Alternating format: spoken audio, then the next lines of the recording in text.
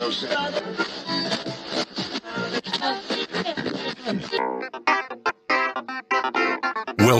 to the John freaking Muir Pod. Lace up those boots and sling on the pack for a romp through trails, short and long.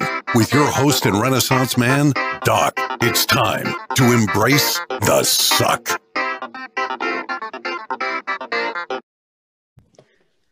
Welcome back to another week on the trail. I'm Doc, and this is the John freaking Muir Pod. Let's start off with a reminder. If you are enjoying the podcast, take just a minute to help us out. Leave us a review on Apple Podcasts. And if you're not enjoying the pod, well, just go ahead and keep that to yourself. All right, let's get to this week's guest, whom I am really excited about. I have a feeling many of you have heard of him or his films from your deep dives into adventure media and preparing for your hikes.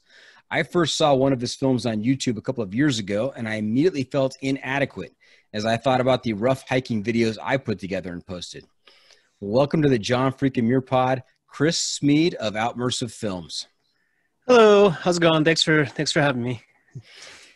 Thanks for coming on. And I really mean it when, I came back from my hikes with all kinds of pictures and footage, and I tried to put something together and put it on YouTube, and I was pretty happy about it. I was showing all my family and friends and trying to convey to them the majesty of the Sierras.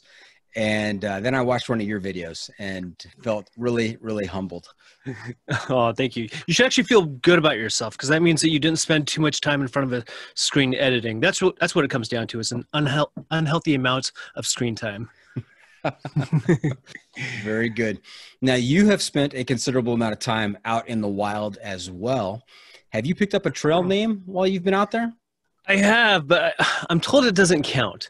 But my trail name is Aweshum, A-W-E-S-H-U-M. Aweshum, like get it like awesome, but Aweshum. Awesome.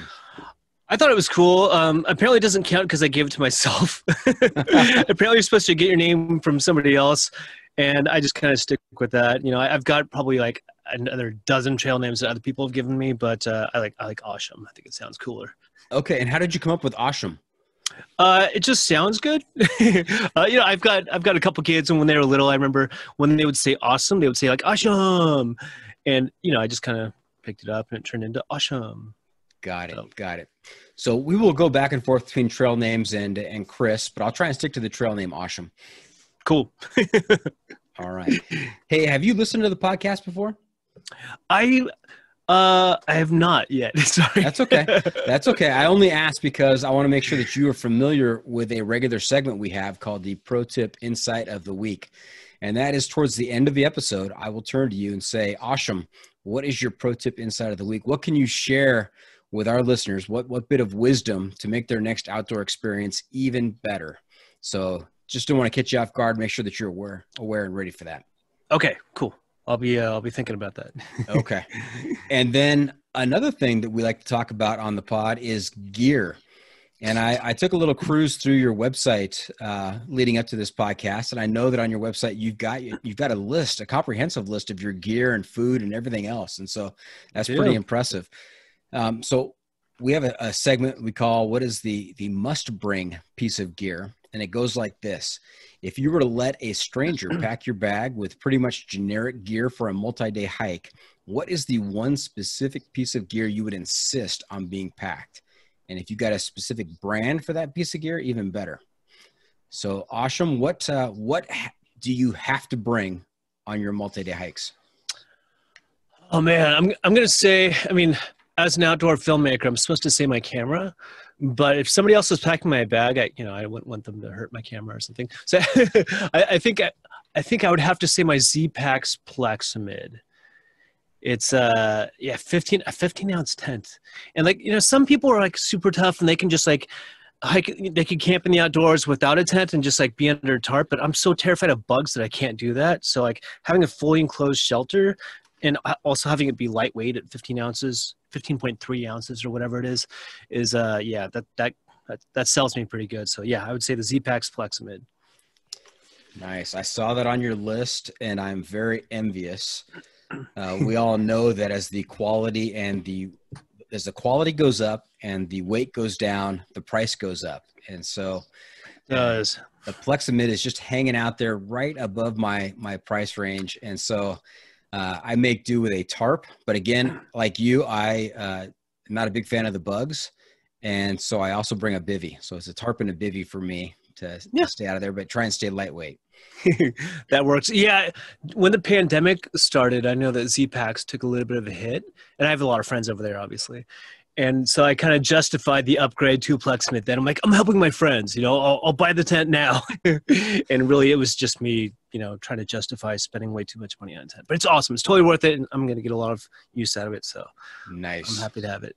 Very good. What is your base weight when you go out on, say, the John Muir Trail?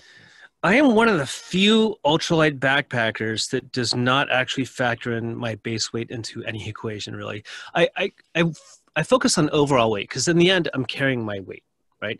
Right. I don't know my base weight. I go as light as possible, and it's always changing depending on the season. So I just, it's too much to worry about. I just focus on overall weight. So I thought I was not that ultralight because a lot of my trips were between 30 and 40 pounds. Mm-hmm. But then finally, because I was bringing camera gear to do these films every single trip, and then at some point I did a trip without camera gear, and I was like super lightweight. I want to say for 5 days I was like 19 pounds with food and water, carrying like 2 liters of water or something. So I'm pretty darn ultralight, I guess. I didn't even realize it because you have the heavy pack, and eventually you give up stuff over the years. But I never got those benefits because I would always add like, another lens or whatever. And I would make a sacrifice, like, okay, I don't need a water bladder anymore. I'm going to forego the water bladder to carry this extra lens, or I'll ditch camp shoes, which I haven't bought in a decade, but any little luxury I can give up to make more room for camera gear, I was doing. Mm-hmm. And eventually I was still maintaining that 30 to 40 pounds depending on the trip. And I just didn't even realize my back was getting lighter. But, like I said, I did that trip without it, and I was super, super ultralight. So I guess if I had to guess my base weight, probably, I don't know, 9 pounds, maybe. I don't know, something like that. I'm guessing here. That's pretty good. That's pretty good. And the question I always ask to determine how ultralight you are you drilling holes in your toothbrush? Even more hardcore. I'm calling it hardcore just to justify it, but I don't bring a toothbrush. Oh, yeah. But what I do, I bring those little wisp thingies. Have you seen those little Colgate wisp whatever things? These tiny little plasticky toothbrush things, and I'll use one like every day or every other day. That's kind of gross now that I say it out loud. Nobody's ever asked me that, but there you go. My breath isn't great out there, but I'm not exactly making out with people out there. So that's right. That's right. Who are you trying to impress? Right? Yeah. Exactly. Okay. Hey, before we get too far down the trail, let's back up a little bit and talk about your background, kind of where you grew up and your hobbies and sports growing up. And was the outdoor experience part of your childhood? How did you get involved in the outdoors? So I guess I'll start from the beginning there. I live in San Jose, California, just typical Silicon Valley town. A lot of tech workers around here. I did tech for 20 years or so before getting into this whole crazy filmmaking endeavor. I grew up around here. There's some hills nearby, and I did a lot of hiking. Probably 5 days a week I was hiking since junior high. But nothing serious. It was like, there was like a 4-mile loop that me and my friends in junior high used to always do. And I just liked hiking a lot. It was just kind of part of my normal routine. And it just, I don't know, it's weird to imagine not doing it. So backpacking was the next logical evolution of that. And I got into that when I was like 23. And kind of caught the bug. And now how old am I now? 41? I'm 41. Getting up there. Hey, I remember 41. That was a good time. Yeah. I'm starting to notice a lot more gray hairs coming in, and that's kind of getting to me, but oh well, it happens.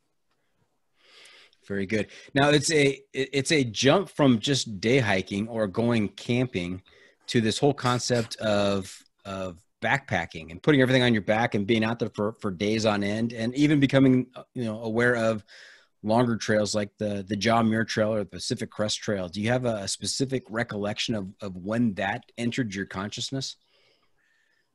It started, like I said, I was about 23 years old. So 2003-ish, something like that. we started camping. It's funny. There was a number of years in my life where I just didn't do a whole lot of any outdoors things. I didn't go camping very often. I would do like rough day hikes, and that was about it.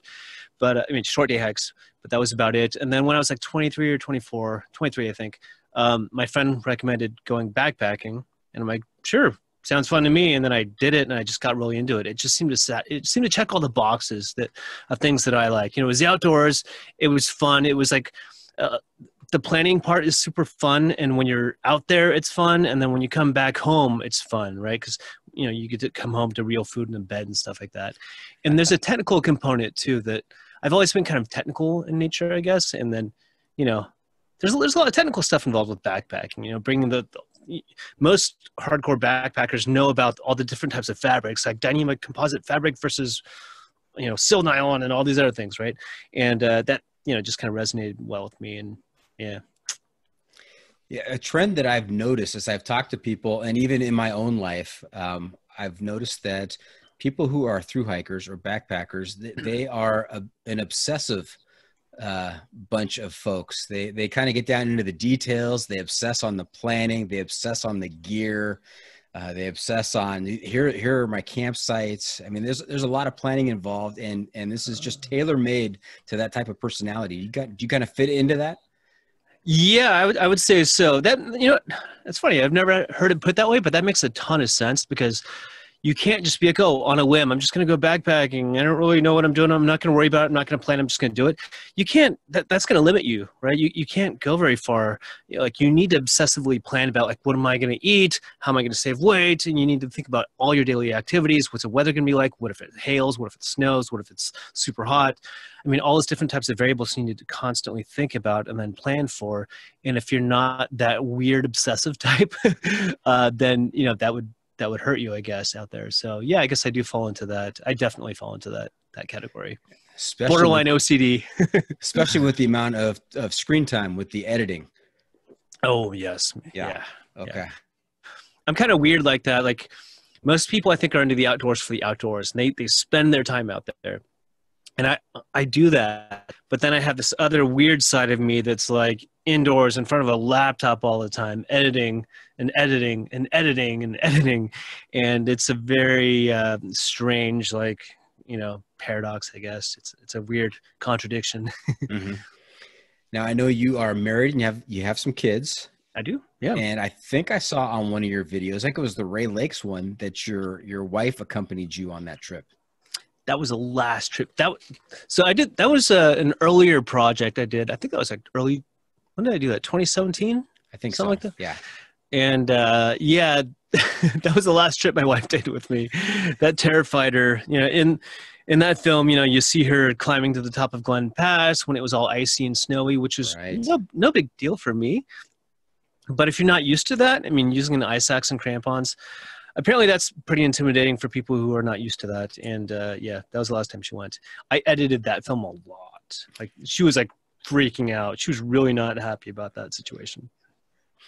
So my question was going to be, is she a thru hiker? Does she continue to go on excursions with you? I think you answered that question. So. No, she's definitely not a thru hiker. She tolerates me. She entertains. She lets me do it, and she, on rare occasion in the past, has done it with me, but she's definitely not really into it. I've been into climbing a lot lately, and she's kind of doing that with me, but not really. That freaks her out too. So yeah, we're definitely. What kind of climbing? Rock climbing. Okay. I mean, I like trad climbing a lot. I don't know if your listeners are really into that kind of stuff, but yeah, you know, traditional climbing where you're, you know, climbing up and dragging the rope with you and then placing cams and nuts in the wall and clipping in along the way and that kind of stuff. It's a lot of fun. It's very technical in nature as well. So I like that. It's fun, a little bit more adventurous than backpacking, because if you fall, it hurts. Mm-hmm. Yeah. And do you have crash pads, or is that's typically with bouldering, right? The crash pads. I do have a crash pad, and I do boulder a little bit, but yeah, my real passion is definitely like climbing and more multi-pitch type stuff. So we're going pretty high up. My climbing partner and we're not doing anything super crazy yet, but we've done a couple multi-pitch routes. So yeah, a couple 100 feet in the air, that kind of stuff. Right. Wow. Yeah. Wow. That's a lot of exposure. Yeah. I've noticed after a while, you just don't even notice it though. It's yeah. I don't worry about like falling a couple hundred feet. I worry about like, because you're on a rope, right? And if you fall, you'll fall a little bit. When you're on top rope, you'll just kind of hang there. But when you're lead climbing with like traditional gear placed on the wall, if you fall and you're above that last piece of protection, you will whip a little bit. And I did take a 20-foot whipper when I was in Moab. No, sorry, I was in Arches. Yeah, I was in Arches, Owl Rock. And I took a 20-foot whipper off of that, and I did get a little banged up, actually the biggest bruise of my life. I'm trying to downplay it. No, it hurt. I got a really big bruise.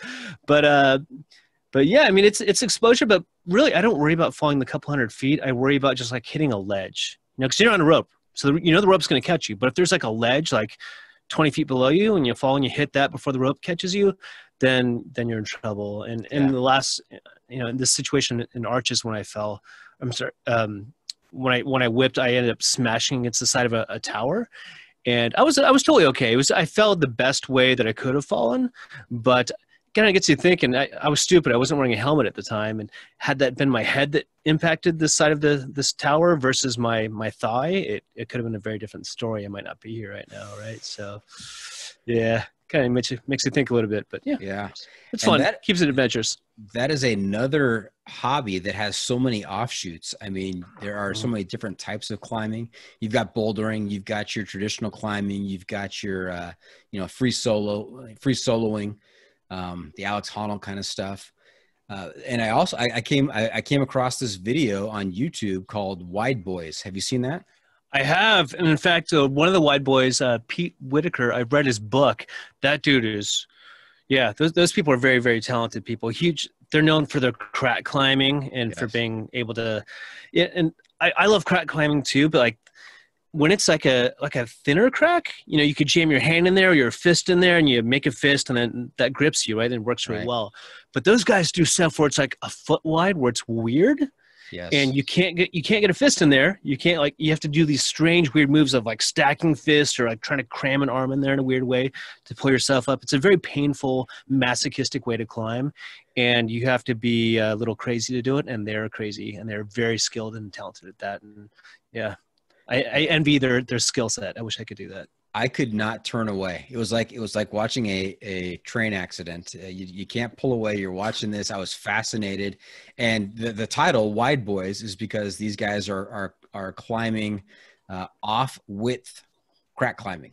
Mm-hmm. And so these are the wider cracks like you were just describing. It's not just getting your fingers in there, your hand in there. It's jamming an arm in there or an entire thigh in there to get purchase and traction and continue the climb. It was incredible. It really is. It's it's funny. I think that climbing is actually natural progression to backpacking. To me, it's almost weird that you have climbers that may not have a backpacking background too, because it's the whole dirt bag existence. They call it dirt bagging, being like a dirt bagger, climbing and living in the dirt and whatever. As a backpacker, we're all used to that. We're living in the dirt, we're hiking and carrying our stuff in, that kind of thing. That's no big deal for us. We've been doing it forever. So to go from there to climbing is great because you hike in, you carry your stuff in, you go as lightweight as possible, and then you set up. And the only difference is that you climb. Mm-hmm. And if you've done any somewhat technical backpacking, then you're partway there already. So, yeah. Okay, here's a question for you. Have you ever spent the night on a portaledge? I've not yet, but my climbing partner and I are talking about it. It's a fairly technical ordeal to like bring up because you can't carry a portaledge on your back. For anybody who's not familiar, sorry, I know this is the backpacking crowd and we're getting very climby, but we cover a lot of ground. So oh, cool, awesome. Yeah, we're good. So for anybody who's not familiar with the portaledge, basically it's kind of like a tent that mounts on the side of a wall. And when you're doing multi-pitch climbing over multiple days, you camp on a wall hundreds to thousands of feet above the ground. And I've not done it yet, but I'm really interested in doing it at some point. It's a lot more technical because you can't just carry that on your back when you're climbing. It's just impossible. So you have this thing called a haul bag, this giant bag, and you have to have certain types of pulleys, micro traction devices they call them, to pull it up with you after, say you climb and you get to a certain point and then you haul up the haul bag and there's a whole safety, a ton of stuff you have to do to make sure that you're being safe, because if that bag falls and it's attached to you and something goes wrong, it could pull you off the wall. It could break all your protection. Bad things can happen. So I need to learn a lot more about that. My partner and I are are talking about getting into that. We'll do it at some point, knowing him and I. It's weird. I don't know if you're familiar with that concept, but like when you're backpacking together, you have your own space, right? Mm-hmm. You have your tents in different areas. And when one of you guys has to go, or girls, has to go like use the potty, you go off and do your thing. That's right. When you're on a portaledge, you're like, imagine being inside of a two-person tent, smaller than a two-person tent with your partner, and then saying, hey, I have to poop. Look the other way. I'm going to hold this plastic bag, and without getting too graphic, do my thing in there, and yeah, just plug your nose, look the other way, pretend like, you know, nothing's going on. And you have to get, that's personal, man. Like that's weird. And yeah, that's the only thing I'm really nervous about. I don't mind the heights. I don't mind the technical aspect of it. It just sounds weird to poop like right next to somebody. Yes, agreed. One of the things I point when I asked you about if your wife hiked with you, if she still does, you know, one of the things I like to point out is there's no hiding on the trail. I mean, you're with somebody 24/7 for days on end in stressful situations, and you know who you are is going to come out. Yep. Who she is going to come out. There's no hiding. I think that is elevated exponentially if you're on a portaledge together. I mean, there's really no hiding. No hiding at all. Yeah. But yeah, to the first part of what you were saying there, I totally agree with that. And that's something that I do really love about backpacking and climbing ultimately, is that all those surface things are just gone. It's like you all smell out there. You're not going to look really pretty. You're tore up. You're stinky. You're smelly. You're greasy. Your hair's messed up. Your breath is probably terrible because you're not bringing a toothbrush like me. And like, I just love that because all that surface level stuff is gone. You're not trying to impress anybody. You are who you are. When you have to poop, you stop and be like, hey, everybody, I have to poop. And that's weird. I'm getting into that topic probably too much for this for this podcast. But like, I just love that honesty that happens because it strips all the excess layers away. You could just be a normal person, and that inherent honesty that comes with backpacking is something I just really appreciate. Yeah, the trail is the great equalizer. Doesn't care if you're living in your mom's basement or if you're living in a New York City high-rise. You're out on the trail, you all stink, and you're all pooping behind a tree. Yep. You're all being humbled together. I love that. Very good. Okay. Hey, so we kind of got into a little bit here about your hiking resume. Let's talk about some of the hiking that you've done in your past. I know from watching your films that you've done the JMT. Our favorite trail on this podcast, of course, is the John freaking Muir pod. Tell us about your experiences out there. When did you go, and was it to make the film, or did you have a couple of different trips? So, and like I said, I've been backpacking since like 2003, but I first did the John Muir Trail entirely. You know, I've section hiked it a million times in the past, but the first time I did the trail entirely was in 2016, so not that long ago. And yeah, I loved it. It was just like an awesome, life-changing thing for me. And I brought a camera. I didn't know how to use a camera at the time. I just kind of brought a little camera a little point and shoot with me, and I brought a GoPro and just kind of captured. I don't want to call it footage because that's glamorizing it too much. Because like I said, I knew nothing about cameras. I just fired off a couple shots just like anybody else did. And I finished that trip, and I came home with all these clips, all these video clips, and a bunch of still photos. And I wanted to commemorate the trip somehow because it was such a life-changing thing for me.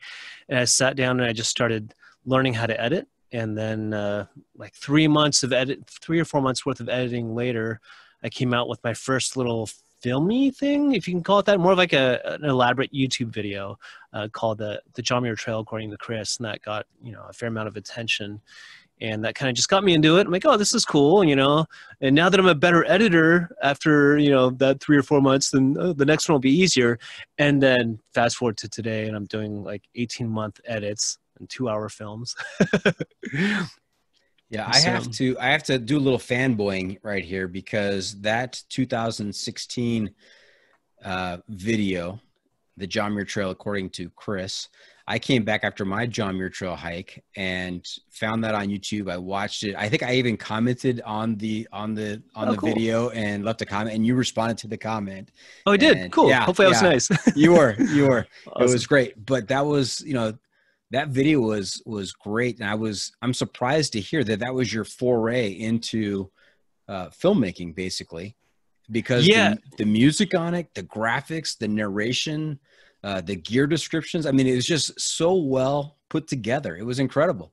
Oh, thank you. Yeah, at the time I was really I was working in tech. So I was I was a program manager for a network security program manager. And then I was, I've been in music for a long time. So yeah, there was that. And then I was I was a backpacker. So just kind of mixed together the technical side of me, the musical side of me, and then hiking. And filming was never a thing that I did before, and that just kind of introduced me to it. And it just seemed like a good way to meld all those skill sets together. I guess skill sets, those hobbies together. Skill set sounds better though. It makes me sound more sophisticated than I am. It does. Pretty impressive. Thank you. 2016. Which direction did you go? Northbound or southbound? Southbound. Southbound. Sure. And do you remember the dates of your hike? I think I actually might. I think I started on the August 24th. Okay. 23rd, 24th, something like that. And yeah, that was a good hike. That was the first time I did the JMT, and that was, like I said, that was definitely a life-changing moment for me. I'd done a bunch of backpacking trips in the past, and a bunch of solo trips in the past, but never for that long. And it wasn't that long. I think I was out there for like 2.5 weeks or something. Maybe 3 weeks. Yeah, I guess I was out there for about 3 weeks by myself. And for the most part, I was kind of steering clear of other people, just kind of being, an introverted dork hiking. And, this is going to sound really cheesy and hippie, but I definitely had some like self-reflective moments and just places that you don't get to in your everyday life mentally, because you got so much going on. You're just so distracted by everything else going on. When you're by yourself for that long, I feel like you tend to go into a mental space that you don't typically go into. And that definitely happened to me out there. And it was also nice to digitally detox and get away from all email and stuff. Yeah, to go into that inner space that you were in for 3 weeks. I mean, how did that transform you? Did you notice a change? I did. It made me think a lot about eventually I did make some friends on the trail and I did talk to people, but it definitely made me think about what I was doing in life. I don't think I've ever talked about this out loud too much, but I've been in, like I said, I've been in high tech for 20 years before that. And, I always made pretty good money doing that kind of stuff. I was fairly successful in that space, and it worked. And that was life. That's how you did life. I'm in the Silicon Valley doing the thing I'm supposed to be doing, and being out there away from all those technologies and just being in the wild, enjoying that kind of stuff definitely gave me time to rethink all that. I'm like, am I where I should be? Do I want to do tech all my life? Like, yeah, it's paying the bills really well, but like, do I like it? And maybe I should start entertaining other possibilities, and I think that was kind of the start of a change in my life, which has been a blessing and a curse as well, because it's not easy being a filmmaker, that's for sure. Right. And surprise, surprise, you are not the first guest to talk about, that change of direction, that, time out in nature. People are out there sometimes working on things, trying to figure stuff out. Other times they go out there not realizing that they're going to have all this time to think and kind of reflect, and a change happened because of that. And, we've talked to some people on the pod who were working in, big time marketing firms, and were up for promotions, and the hiking bug got a hold of them and took their life in a whole new direction. And it sounds kind of similar to what you're talking about here. I mean, you were in tech, not into filmmaking, basically, and you go out on this 3-week hike in the Sierras, and you come back and put this video together, and here we are 5 years later talking about Outmersive Films, and we're going to be talking about this great project you got coming up, the Alaska project. That sounds pretty exciting. So, I mean, it's just a huge change over your outdoor experiences out there.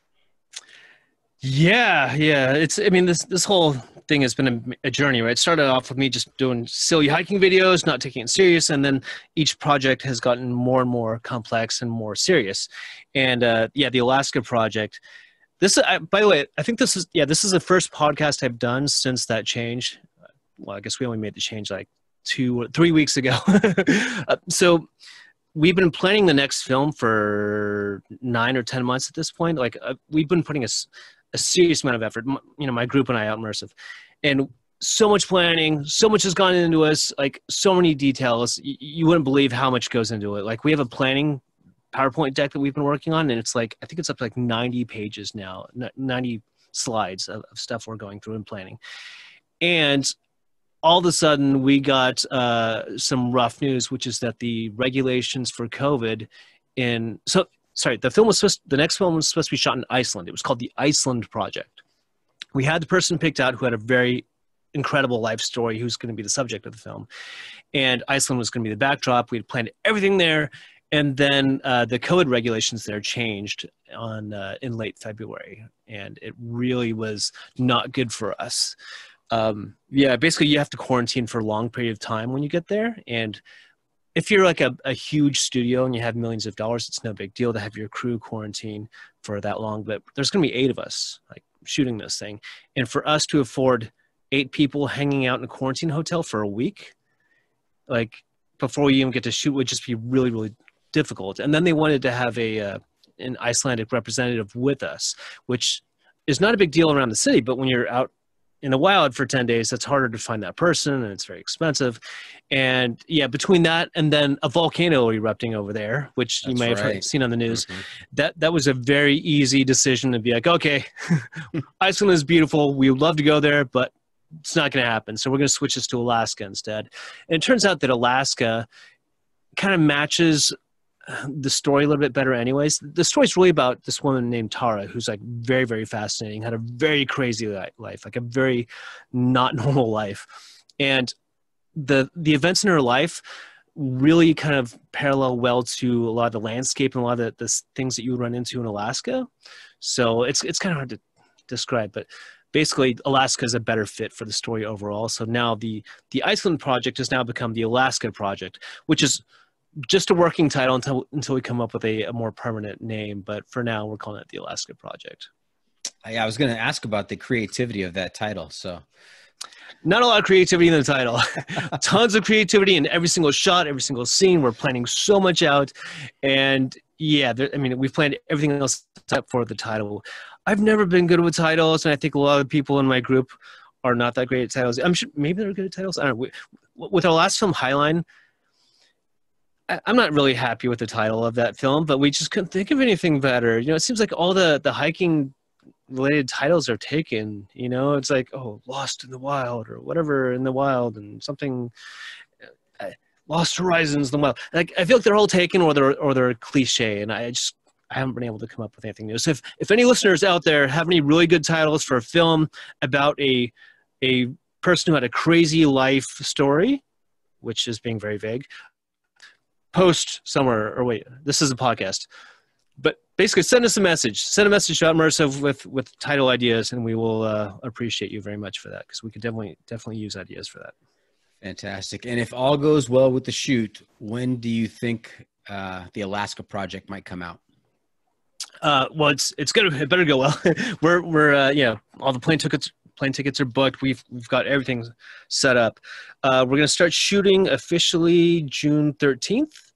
And then we're going to do, basically, if all goes well, August 2022, the film will be out on Amazon and all the major platforms. Pretty much everybody except for Netflix, because they're too cool for us. They're too big. We're too little for Netflix. You have to be like really cool for them, and we're just not that cool. But Amazon... They don't know Amazon what they're Voodoo and all that stuff we're good on. They don't know what they're missing. Okay. Hey, we're going to take a quick break. When we come back, we're going to pick back up with some more stories from the JMT and some other experiences that Ashram has been involved with. So stay tuned for that. We'll be right back. And welcome back. We're talking to Ashram, also known as Chris Smead from Outmersive Films. And back to the JMT a little bit. So the first time back in 2016, that was the inspiration and for your film, the John Muir Trail, according to Chris. And then you've also gone out on a more recent trip to the JMT. I did, yeah. Actually, I think it was July of this year. So, or sorry, 2020.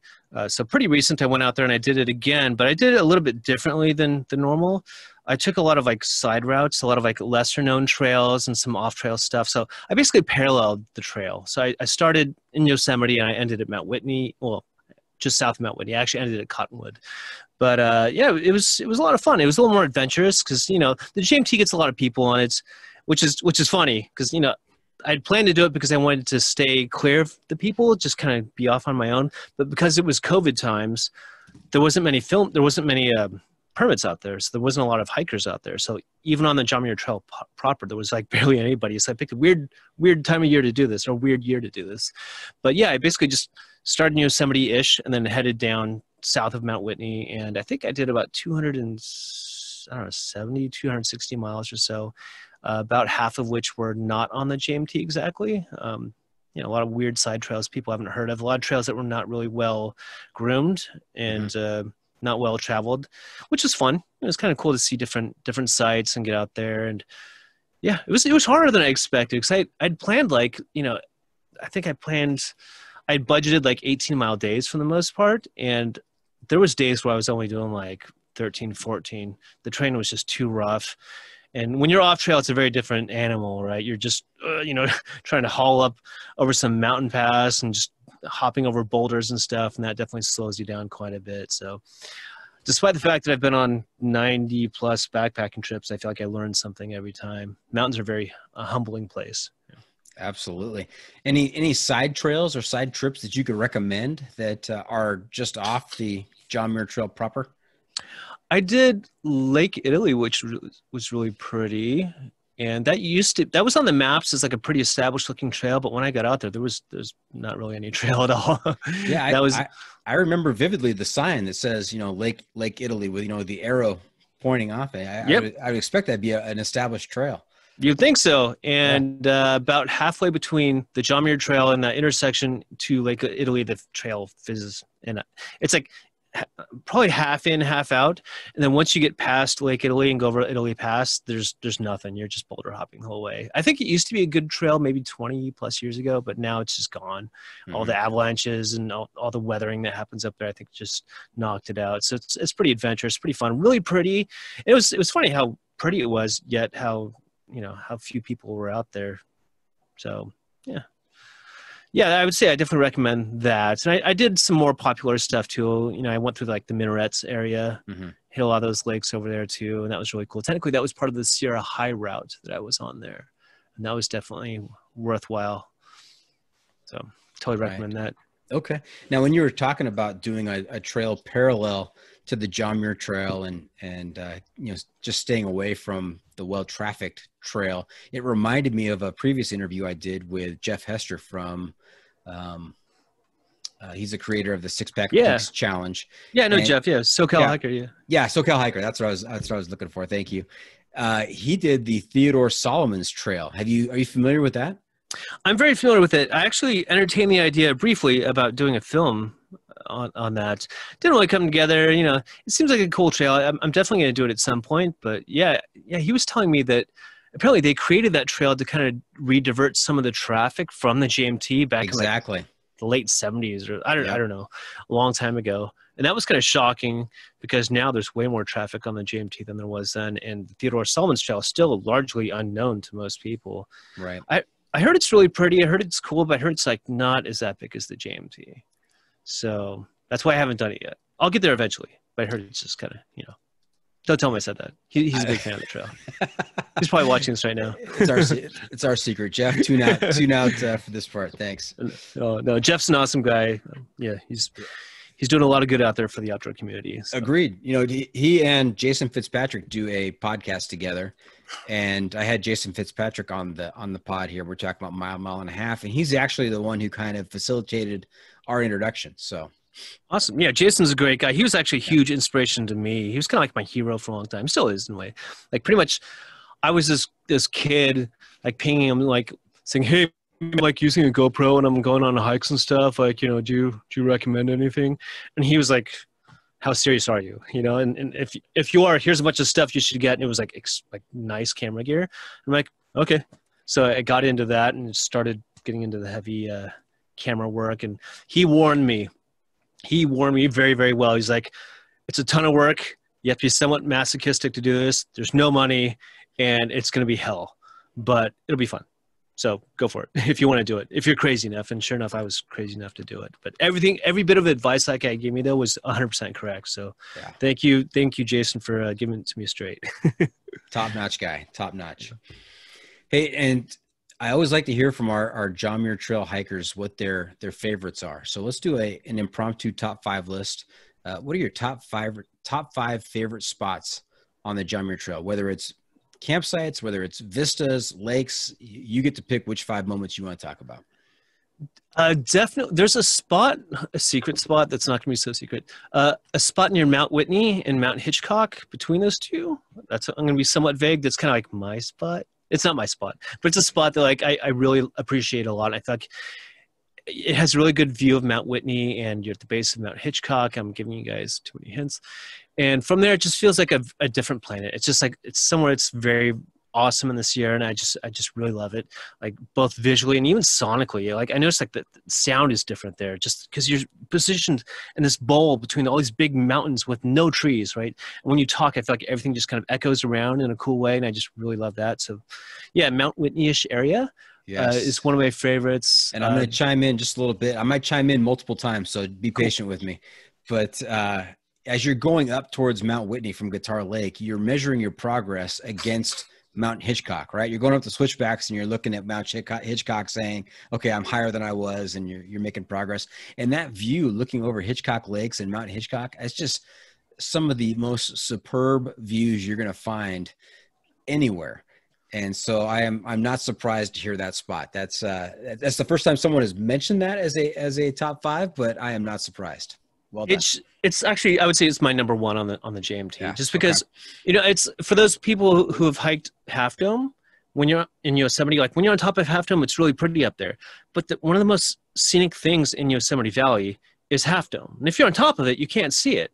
So I feel like the best view in Yosemite is actually North Dome, which is on the other side where you could see Half Dome. The same methodology would apply to my opinions on Mount Whitney. Like being on top of it's cool, but when you're at the base of it in this spot, I'm just gonna go ahead and say it's basically near the Hitchcock Lakes, the base of Mount Hitchcock. That area is so pretty. You're looking up at Mount Hitchcock, which is just awesome looking, and then from there you get this perfect view of Whitney that you don't get from Guitar Lake or from anywhere else really easily.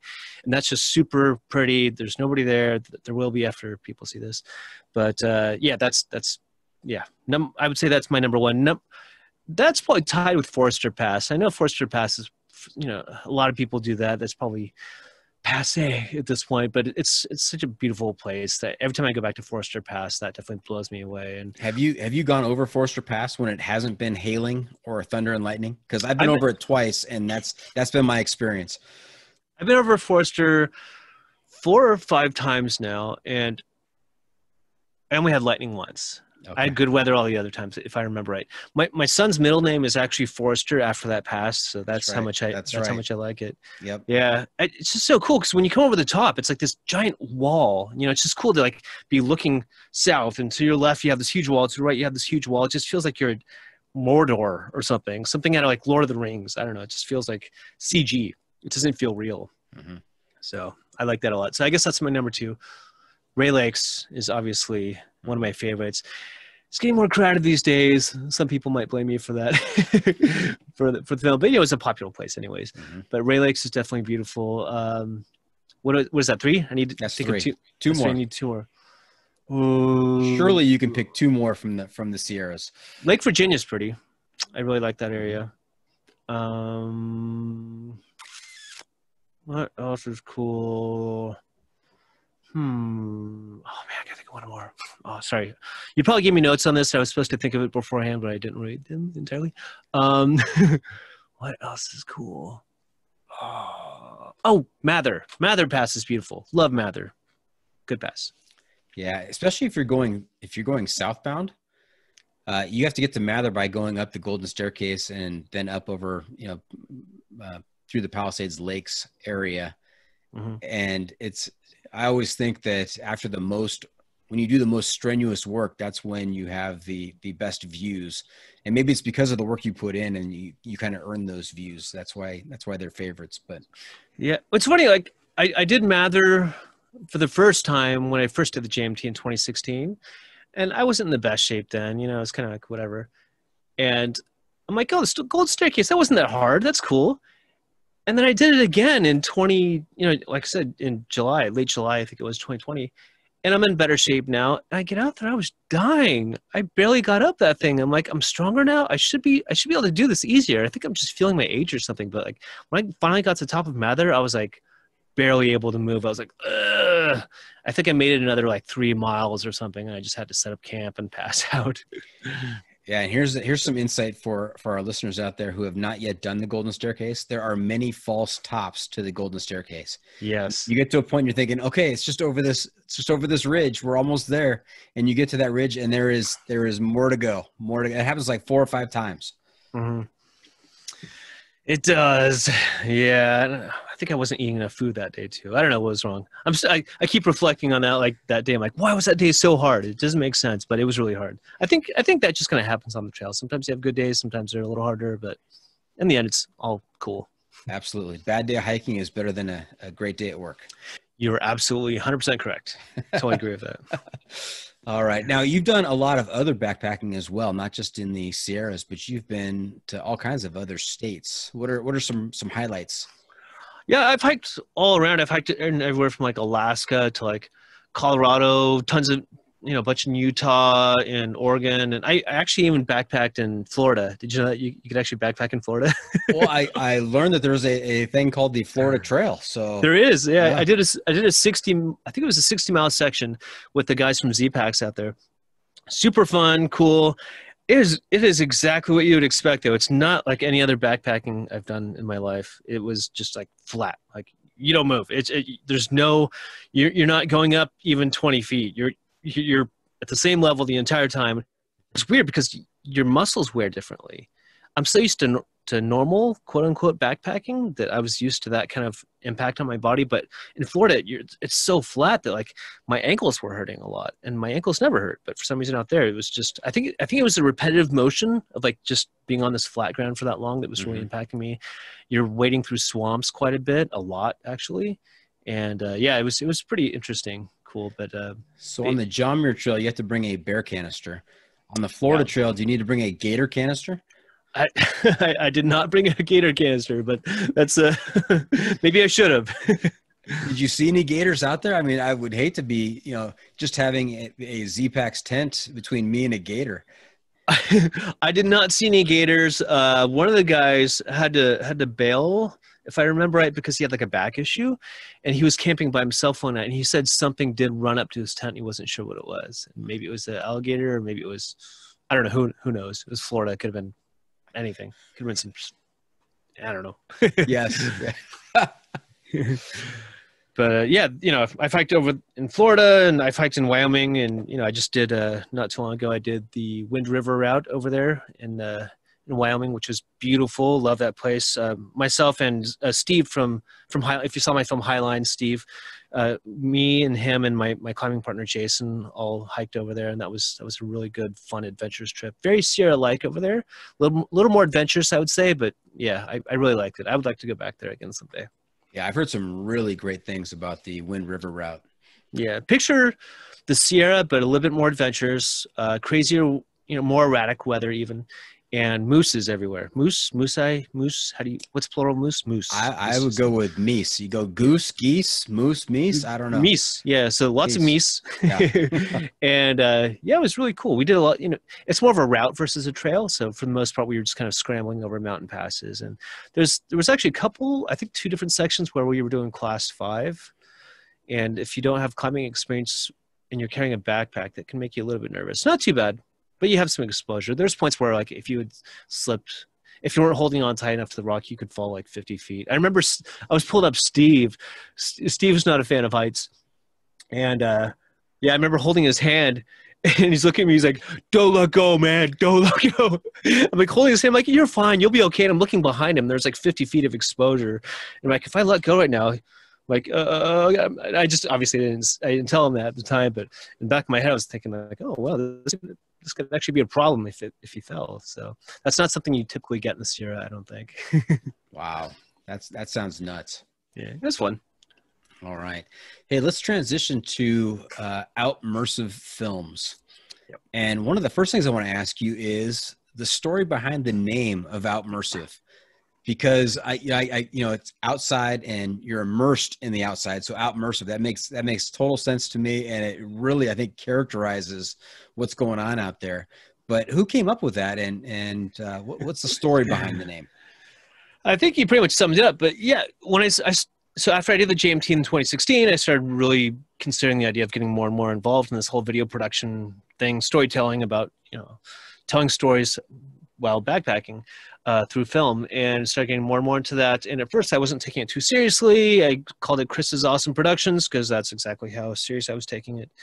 And then more people came into the picture, and, Chris's Awesome Productions didn't quite resonate well when you got other people involved. So we had to think of other names. We had all sorts of names. We probably have a list of like 100 different names. We went through all of them. And by the time we would pick one, and the domain would be taken, or somebody else had the Facebook account or whatever. And it was just this big ordeal. I'm like, maybe we should just fake a name. We'll make up our own name, make up a word that's not even real. And then it'll be available. Right. Mm-hmm. And I came up with the idea of, immerse. So part of the criteria was we're trying to immerse people into the outdoors through film, but it's outside. So it's not like immersing them. It's like outmersiving them. So it's outmersive. Get it? And it just kind of worked. And like, I remember the first response I got from my friend Jason, who was helping me with Outmersive.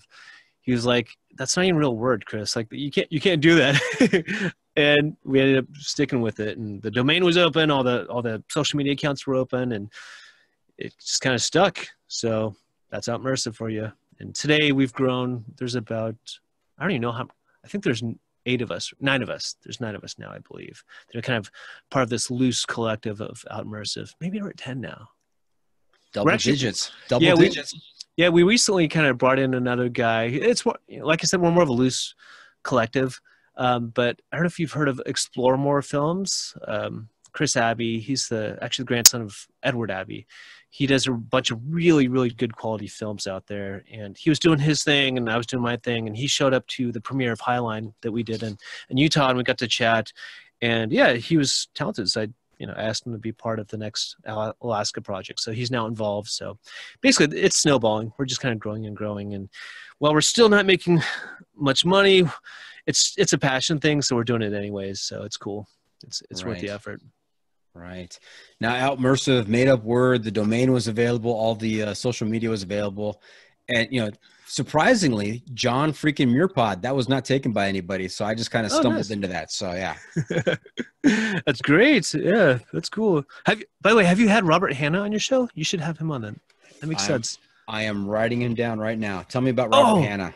Oh, man. Wow, I'm surprised. Yeah, he's friends with Jason Fitzpatrick and stuff. Robert Hanna actually has his own he's got his own podcast, who's competition, but he's the great grandson of John Muir.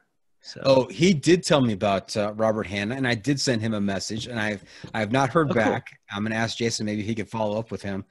But in terms of outdoor podcasts, I know there's a lot of outdoor podcasts, but I don't consider any of them competition. I hope they don't consider me competition. We're all just obsessed with cool outside stuff, and there's not a lot of money to be made in outdoor podcast anyway, so no one's getting rich in this deal. I've noticed that about the outdoor community in general. It's like, if you're a gear manufacturer, you're doing pretty well financially, but like anybody else in the outdoor community, in the outdoor like space period, is just there's just no money in it. So really, you're just like a community. You're just friends. It's all friendly. You're being cool with each other. It's not like my podcast is better than yours or my film is better than yours. It's not how it works. Maybe if we were all corrupted with money, it would be better. But since we're all starving, we're not actually making real money. Then yeah, we're just a community. We're just a bunch of people. That's right. Does Outmersive have any sponsors? Yeah, we have a bunch of sponsors. It's really by project. We don't have any big ongoing sponsors, but per film, we tend to get sponsors. And this one, we've got a number of sponsors. So we've got Tamron Lenses is a good sponsor. We've got a bunch of mental health, a couple of mental health related sponsors for the Alaska Project, because the Alaska Project is going to be very mental health focused. And the subject of the film, who has a crazy life story, she's actually a mental health expert. She's a certified therapist. So, yeah, so we're getting some support from them. Who else do we have? Evergreen Adventure Foods just joined us the other day. They're sponsoring food for stuff. And Goose Feet Gear, who's been with us since the beginning, is also sponsoring. So if you haven't heard of Goose Feet Gear, you should check them out. Like the lightest, coolest stuff ever. I'm not just saying that because they're a sponsor. They're friends too. And they're just a great company. And everything that they've made has been awesome. I purchased 3 parkas from them that I purchased with my own money and love them. And I've been using them for a decade now. And yeah, so far I still love them. Can't beat them with anything else. So yeah, I saw that on your website, and I was going to ask if I could drop your name as I reached out to them to make a jacket. Yeah, definitely. Yeah. Ping Ben. They're a small company. It's like Ben, and then he's got a few people that help him. Are they going to charge me more if I drop your name? Hopefully not. No, honestly, I think that a lot of businesses out there have been suffering quite a bit from COVID. Like the last hiking season ended. I mean, it was cut short. So all those people that were going to buy a tent or a parka or a jacket didn't know if they were going to have a job, or they were on furlough at the time, and they didn't know if they were going to be able to go backpacking because of all the quarantine regulations. I know in some other states you're allowed to do that. In California, it was locked down pretty darn hard. Like they closed all the national forests and stuff, and it was so rough that I think it just wrecked a lot of businesses. So all that GMT traffic, all the Pacific Crest Trail traffic just ended.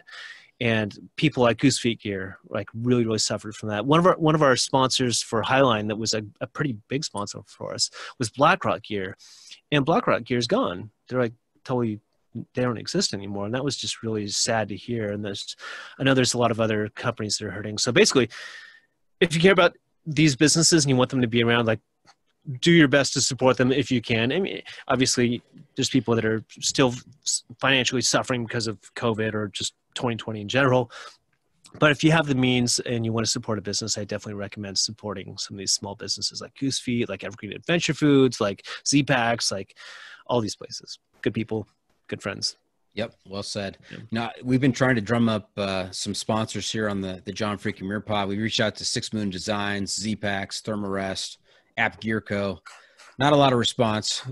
So, we'll take anybody, Sally's Cakes or, Bobby's Dog Walking. If you're listening out there and you want your name mentioned here on the podcast, just reach out to me. We'll make it happen. It's hard. The sponsor stuff is not easy. I think every time people see that we're sponsored, they're like, "Oh man, you must be making like tons of money." I'm like, no. I mean, it doesn't make sense. I mean, if you think about it, look at the math. Like, say Z-Packs. Say they were going to give us like, why would they give us like, say we do a movie and there's a bunch of people. Well, Highline didn't have a lot of the Z-Packs guys in it, but their tents all over the movie, their logos all over the movie. Are they going to make that much money from us? They're going to make some extra. It's going to help their business a bit, but they're not going to make $1 million. They're not even going to make $100,000 extra. They won't even make any of that. So why would they pay us that much? It doesn't make any sense. I think it's good to be kind of like level-headed and when it comes to that kind of stuff, because it's easy to let it. Yeah, it's easy to get the idea of sponsorship and think that you're going to do really, really well financially. And it's just not the case with the outdoor market. Yeah. Unless you're like Alex Honnold or something. That's a different story. Yeah, I was talking to Eric Larson on an episode. He's the polar explorer who was at the South Pole, North Pole, and the top of Mount Everest in one calendar year. Wow. And, at the time he was doing talk shows, the Johnny Carson show, Tonight Show with Johnny Carson and other shows. He sank down to my level to do the podcast here, but he told me that it took him about 10 years to get his first sponsor. So that's what I keep telling Mrs. Doc, that, just 8 more years of this podcast today. Maybe we'll drum up a sponsor. Yeah. It's all about what you can bring to the table from them too. It's like, by having your name, are you cool enough? Are you well known enough that the second that some company people realize that you're associated with some company, that they're going to start buying that company's products? Is their product going to fly off their shelves because they know that because you're associated, or is that not going to happen? So, yeah, it's a humbling space to be in, but being humble is good, right? You're right. It's a community. It's a community. It is. No one's getting rich out here. Yeah. Unless you're Honnold. That's right. That Unless sounds you're cool. Honnold. Yeah. Yep. Hey, let's talk about a couple of your films that you've made with Outmersive. I know Sure. that you've got the High Sierra Trail and also Mhm. Highline that you've referenced a couple of times. Tell us a little bit about the content of those.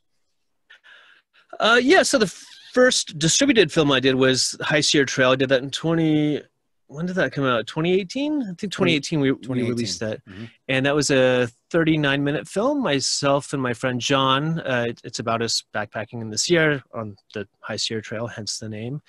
And yeah, that was probably like a good transitional film because it was like me getting more serious about the production and the business side of it. And but it was also like me not being serious. I'm in the film, so if that says anything, like so yeah, it's myself and my friend John just kind of screwing around. So it's like half like slapstick, and then we had a park ranger in that film who had a lot of cool, stories to tell about the Sierra Nevada. So it dives heavily into the history realm, which was new for us at the time. And that was kind of a good segue into the next film that I did, which was Highline. So Highline, by the time Highline came around, we had grown quite a bit, and we released Highline in early 2020, and that was an 18-month edit, a very, very long edit for a 2-hour film and a big beast of a film. And that was my first film that really got pretty serious because it goes into the stories. It goes into, the fun of being in the outdoors. It goes into, kind of the fun antics that happen between the people when they're out there and the history of the trail. But it also, something that was new was it actually got into the personal stories of the hikers themselves. And those stories were at times pretty heavy. And that was new for me. And that was pretty cool. That was interesting to because you feel kind of like the sense of responsibility when you're telling a personal story when they're like spilling their guts. And I think that was kind of a good push to make things as high quality production wise as possible to really do their story justice. And yeah, so Highline, it premiered, we did the premiere in late January of 2020 before things started getting crazy with COVID. And we didn't know if anybody was going to show up, and we're like, let's just try to get like 100 people there. And then 400 people showed up. And then it was just sold out screening after sold out screening after sold out screening. We were like rock stars. We just felt like so cool. We're like flying around the country, and it was doing great. And then COVID shut it down very, very suddenly. And that was a big bummer, but safety first, right? And the film, is doing pretty well online. I think the Amazon reviews are up to like 400 something, and then mostly positive. So yeah, it's, despite being an indie film, it's kept a very, very good rating. And then I know Outside TV just purchased the film from our distributor. So how exciting. That's awesome. Yeah, it's doing pretty well. We're definitely not making major money, but it's getting some good attention, which is a good thing to have on the resume for the Alaska project, the next film that we're working on, which is going to be a big leap forward in terms of production value. Right. Now I've got a suggestion for you, just an idea, crazy idea. Cool. And if anything comes of it, I just want a little credit in the the end credits somewhere. Thank you to Doc or whatever. Have you ever read The Last Season? I have. I love that book. Yeah. That is so good. I talked to Eric Blem on the pod. He's got an episode coming out. He was fantastic to talk to. Just reading that book and talking to him about, what went into making that book was just incredible. And your love of the Sierras and you're feeling at home in Sierras and your storytelling. I mean, I think that'd be an outstanding project. Just a suggestion, just my 2 cents. It is, it's funny. It's on the list. It was on the potential list. We've always got like this running list of like potential projects, and that was one of the ones on there.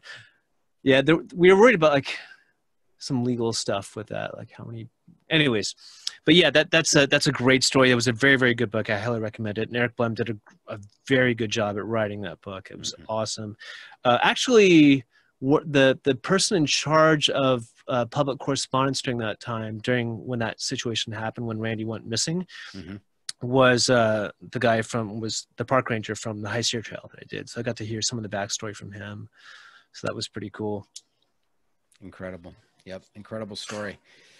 So good suggestion though. Yeah. Thanks. Where can our listeners or viewers find the High Sierra Trail or Highline? They're both available on Amazon. Highline's also on a bunch of other platforms. Pretty much, if you just go to outmersivefilms.com, don't worry, it's not some crazy website with a bunch of billion different links all over it. It's fairly simple in your face. There's links to the High Sierra Trail or to Highline on there. And then you can also learn about our next project, the Alaska project, and kind of track that as it is. And of course, they could follow Outmersive on social media. We're on Facebook, Instagram, YouTube, a bunch of other places. Okay, very good. And after the Alaska project, what's next for Osham? Any other hiking trips or climbing trips upcoming? Definitely. Just as far as just like hiking or just outdoorsy stuff. We're talking about films. I'm talking about outdoorsy stuff. I think there's something in Wyoming that is. Oh yeah. Yeah. My climbing partner and I are talking about climbing Devil's Tower in Wyoming. So if you ever saw, what was that movie called? Close Encounters of the Third Kind. Yeah. Right. So that cool tower, we're gonna climb that. There's a route that's within our climbing grade, and we're gonna go up there and do it. It's gonna be super fun. It's like, I think it's only like 7 pitches, so it'll be a long day of being on a rock, but it'll be super fun. So I'm really looking forward to that. We were going to try to do it this month, but it's kind of tough because I got the Alaska project planning stuff that's pretty heavy and stuff. So we're probably going to do that. We'll definitely do it this year. I'm just not exactly sure when. But. Can we count on a YouTube video or an Outmersive film on the Devil's Tower? No, yeah, probably not going to film that one. Yeah, but we may at some point. We're talking, yeah, probably later in 2022, we are talking about maybe diving into some climbing related film stuff while still being true to the backpacking area as well. Does that make sense? It does. I'm going to give away the project a little bit, but yeah, we don't know. We're still throwing around ideas. We'll see, but it'll be cool. Okay. That was very. If it's coming from Outmersive, it's definitely going to be cool. So yeah, thanks. All right. Hey, Osham, you know where we are? Where are we? We are at that time of the episode where I ask you for your pro tip insight of the week. What little tip, trick, piece of wisdom can you share with our listeners to make their next outdoor experience that much more awesome? Oh man. Oh, should I? Pro tip. Let's see. Lighter's better, but you guys already know that. That's not a cool pro tip. Man, I feel like all the pro tips are kind of like known, you know? I feel like anything I say that, I should have read those notes you sent me. Stoveless isn't that bad. Try it. It's not a big deal. I've ditched stove stuff. I haven't brought a stove backpacking in a couple of years now, I think, and it's been just fine. So if you want to try to save weight and do that, it's fine. Go for it. Salami and cheese inside of a tortilla tastes pretty good. Okay, so not necessarily cold soaking, but other type stuff, or do you cold soak as well? I don't cold soak. Seems kind of weird to me. I should probably try it, but I just haven't.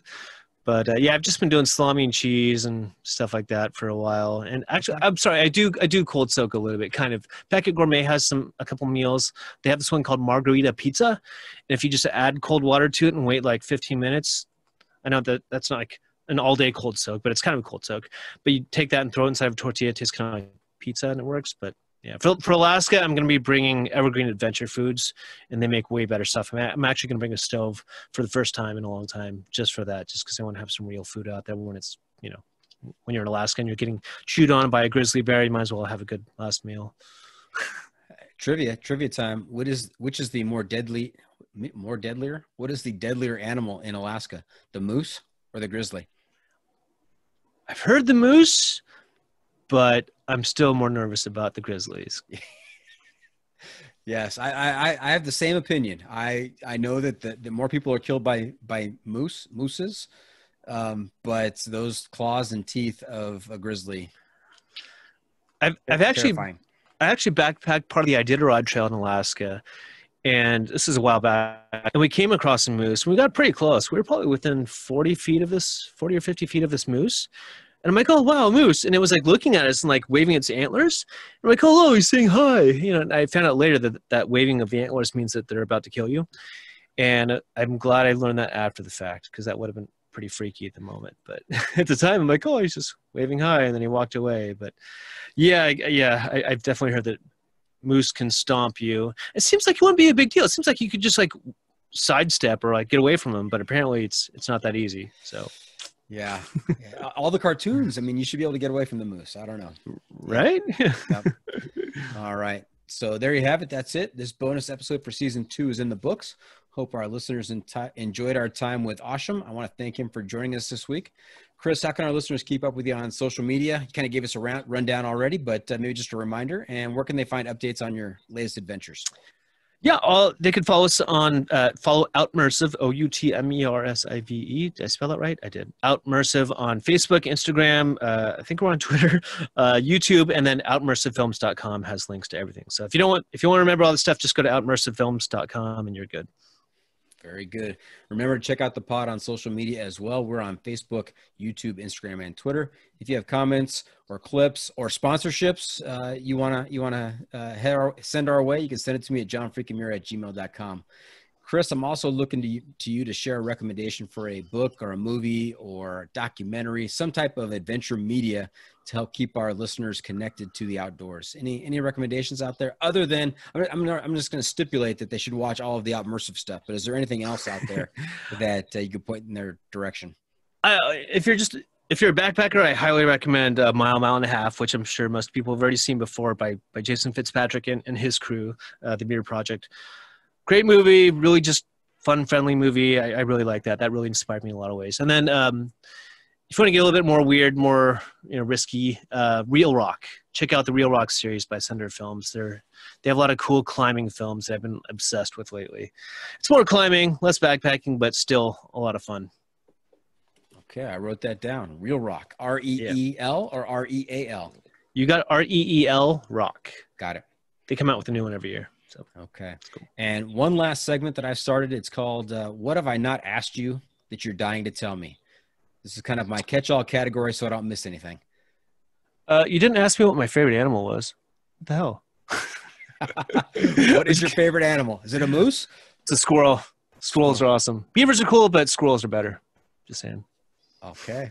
Very good. Now we know a little awesome trivia for us out there. That's a wrap from the John Freaking Muir studio. Any shout outs to friends or family, Chris? Hi, friends and family. Thanks for being supportive. Okay. Thank you for tuning in. Always remember the trail is the trail. It doesn't care if you want to go downhill. It doesn't care if it's almost dark and you're looking for a campsite. It doesn't even care if you've got a backpack on and you're at a class 5 trail. Embrace the suck.